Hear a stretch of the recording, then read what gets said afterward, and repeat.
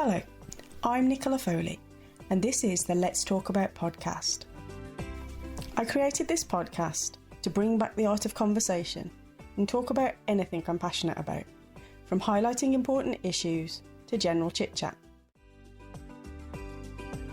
Today my guest is Annie, a Waste Services Coordinator from Perth and Kinross Council, and we're going to talk about the importance of recycling waste. So firstly, thank you for speaking to me today.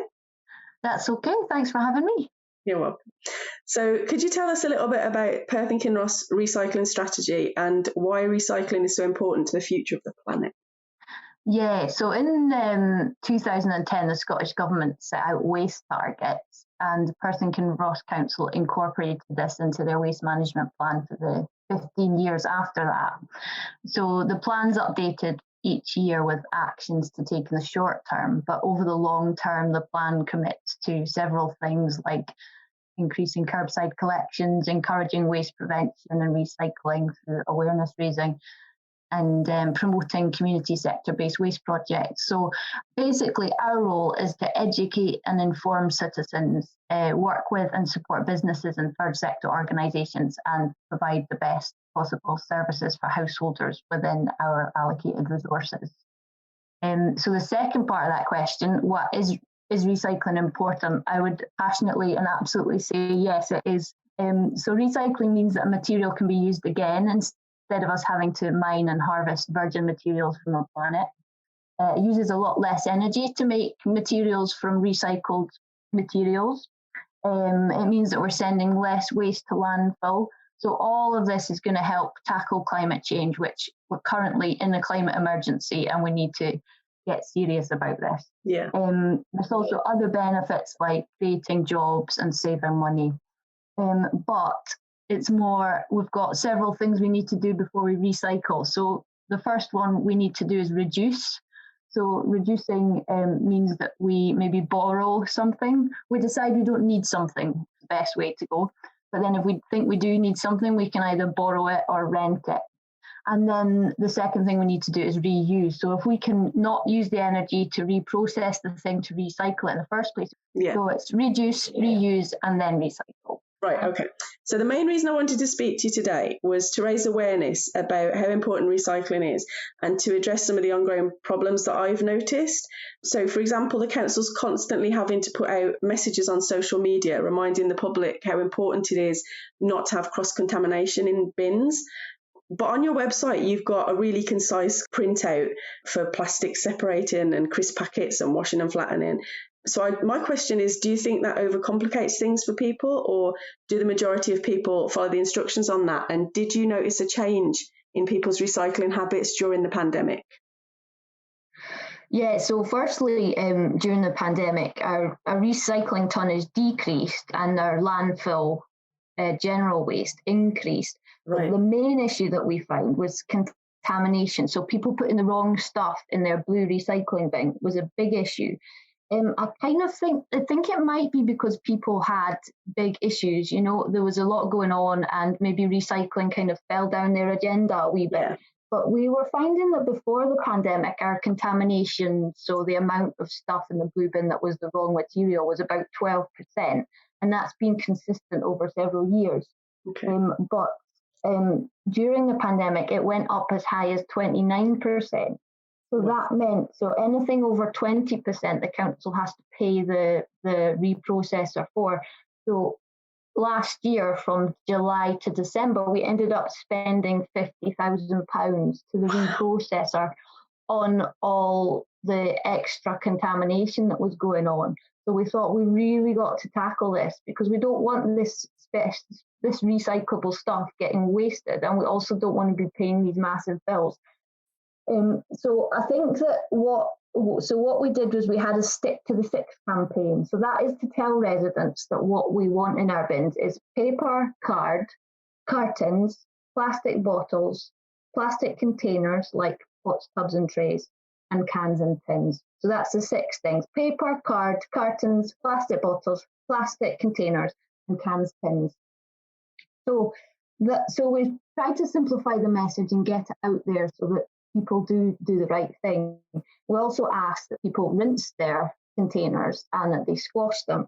So the reason that we ask people to do that is rinsing's really important. If we've got a tub that's covered in food waste and then it leaks out onto the cardboard, then that cardboard can be ruined. So if you've got that on a large scale, you can see that quite a lot of recycling might just get ruined and have to get landfilled instead of getting recycled.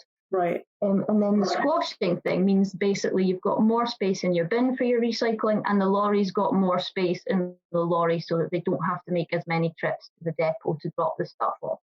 So we've tried to make it a bit more simplified, and we've tried to get the message out about this contamination because it's been a big issue recently and we really need to tackle it. Right. Okay, so on the council website, it says there's been a ban of specific waste types going to landfill. So what happens with those? So from the end of 2025, the Scottish Government has said that all biodegradable waste, none of it can go to landfill anymore. So there'll be a landfill ban on biodegradable waste, right. Which means that all of our general non-recyclable waste, which may have some biodegradable stuff in it, is now not going to be able to go to landfill. So that means it will go to energy from waste. So we're currently working at the moment on a new contract for our general waste from our green bin to go to an energy from waste plant. And that has to be in place for all local authorities by the end of 2025. The reason that it's so important that biodegradable waste doesn't go to landfill is that it produces methane, which is a really harmful gas that affects climate change. It's 20 times worse than carbon dioxide. So it's really important that we stop producing this methane from landfill sites. Right. Okay, so do you think more local community recycling centres would help instead of just relying on individuals? So at the moment in Perth and Kinross, we've got 9 recycling centres, which is quite a lot for a local authority, and we've got 158 recycling points across the whole area. So we really need individuals to do their bit to reduce, reuse and recycle. We're currently facing a climate emergency, and we absolutely need to get everybody to do their bit. So we'd urge people to visit our website, which is www.pkc.gov.uk/where to recycle. And there you can find out where all your local points are that you can take your items if they're not able to be collected from your curbside point. The other thing I was interested in is since the garden waste permits came in, have you noticed an increase in garden waste going into general waste bins? We saw a very slight increase in the garden waste and general waste bins. So we do a waste analysis every year where we take a random sample of the green bins and we see what's in them. So it's a pretty dirty job.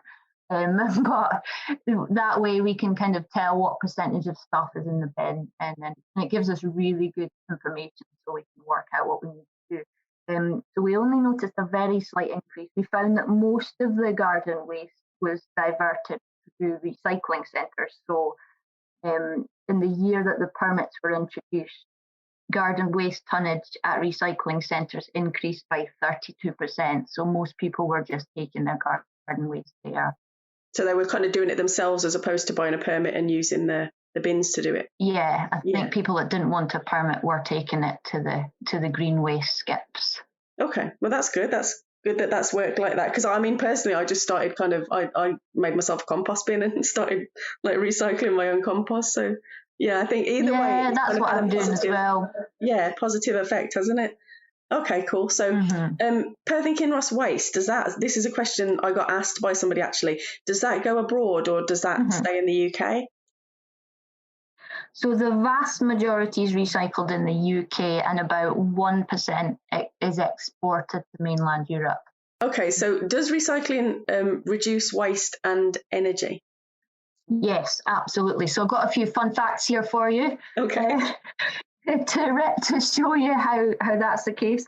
So making one aluminium drinks can from raw materials uses the same amount of energy that it takes to recycle 20 cans. Right. The energy saved from recycling one glass bottle is enough to power a light bulb for 4 hours. Wow.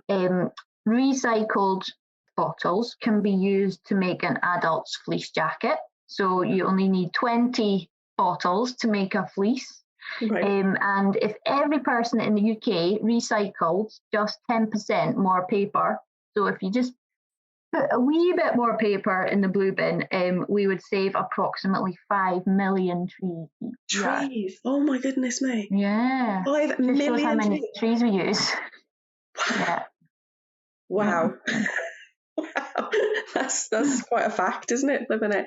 Okay, so where does the local plastic go? That's I suppose you've kind of answered that in the recycled going abroad, or that would fall into that, wouldn't it? Well, the plastic that you put in your blue bin goes to a materials reclamation facility, which is in Northumberland in the north of England. And they've got an amazing facility that I've been to see, which is really really interesting to have a look at, where they separate out all the materials in your blue bin, and then it ends up in the different bales, and then it's sent on to reprocessors. Across the UK, with a very small percent being sent to Europe. Right. Okay, that's good. So when I was looking into all this and doing research in that, noticed this thing called TerraCycle, and that was actually mentioned to me by somebody else as well, which is like a recycling group. Do you guys work with those, or is that like completely separate?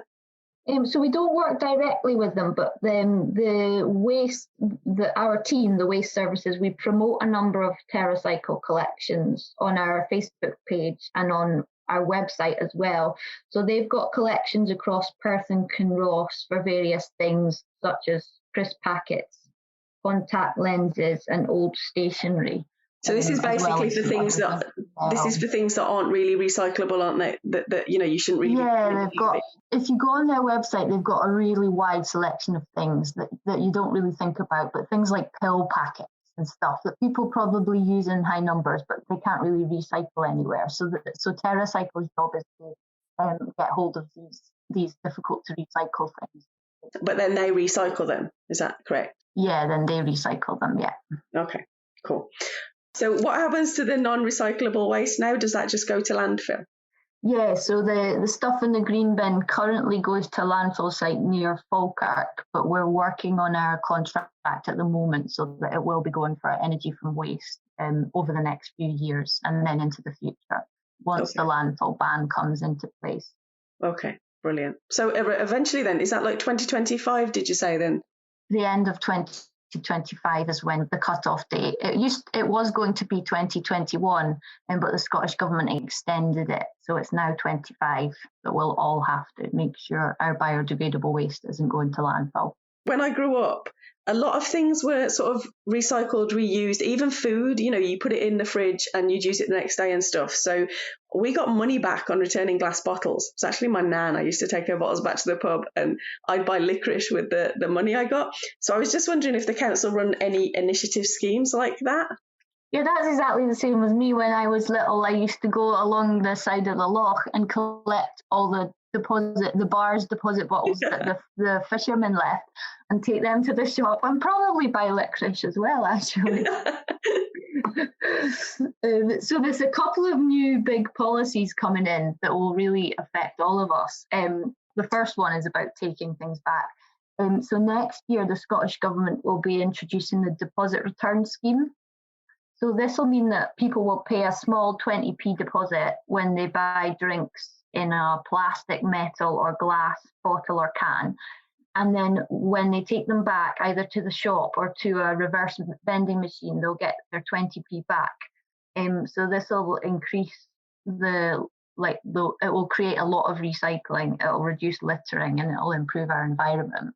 Right. So that's the first one, the deposit return scheme. And then the government will also be introducing the extended producer responsibility in the next couple of years as well, which will mean that companies are responsible for covering the costs of collecting, sorting and recycling the packaging that they sell their products in. So this will incentivize them to make their packaging recyclable. Okay. Yeah, because I think some of the negatives with recycling through the pandemic were like supermarkets had to start using sort of plastic bags and things again when they hadn't been. You could just buy sort of fruit and that, but now you've got to put them in bags and everything again because of people touching it. And yeah, I think the pandemic's probably not helped recycling by the sound of it from what you were saying earlier with, the bins, contamination and stuff. No, we were putting so much work and effort into reducing single-use plastic before the pandemic, and it just feels now like it's gone out the window because there's so much extra single-use plastic going around for health reasons. Yeah, they need to be putting masks in the bin as well, because they're all over the place and that's starting to affect wildlife and stuff. And there's just no need to throw a mask on the floor. Yeah. They're everywhere out there. I mean, I did a litter pick in my village at the weekend with the kids and I found 8 masks. And it's not, like, we didn't go very far.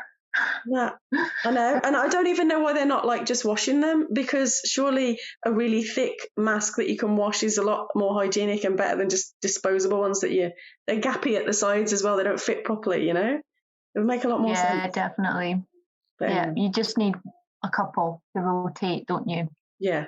Thanks very much for talking to me today. It's been a real pleasure. It's been really informative. No problem. I've actually enjoyed it. Thank you. To meet you. Thanks. Bye.